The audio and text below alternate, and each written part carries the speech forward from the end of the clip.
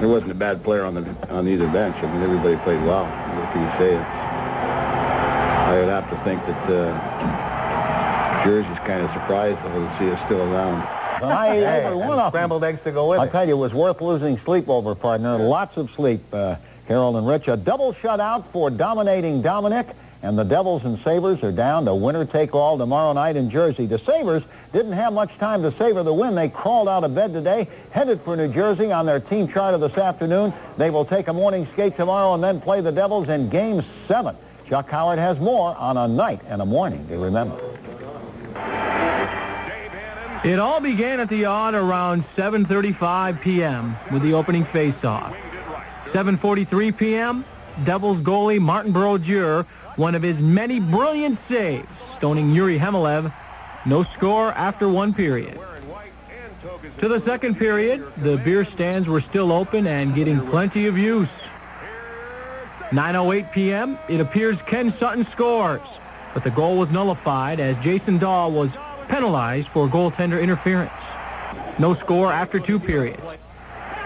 To the third period, 9:58 p.m., Dominic Hasek kept it scoreless with another doozy, simply robbing Stefan Richer. 10:20 p.m., the beer stands were still open. 10:50 p.m., overtime number one begins. 12:01 a.m., this game was into its second day, and now it's second overtime. And the Sabres came mighty close to getting everybody to bed at a decent hour. But Dale Howard-Chuck rattled it off the crossbar, the left post, but not across the goal line. At 1:40 a.m., the fourth and final overtime got underway.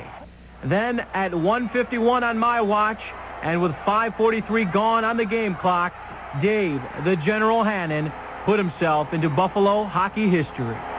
Funny, one just snuck out on Brodeur, and boom, I just grabbed it and got in the backhand and fired as hard as I could, and I seen the red light went on, and I said, you know what, there's just no way they could disallow that goal. So the Sabres' longest game in history ends on a very enjoyable note. After 6 periods plus of hockey and 120 shots on goal, these two teams get to do it all over again tomorrow night. Let's just hope they do it in regulation. At the Odd, Chuck Howard, News 4 Sports at 2:38 a.m.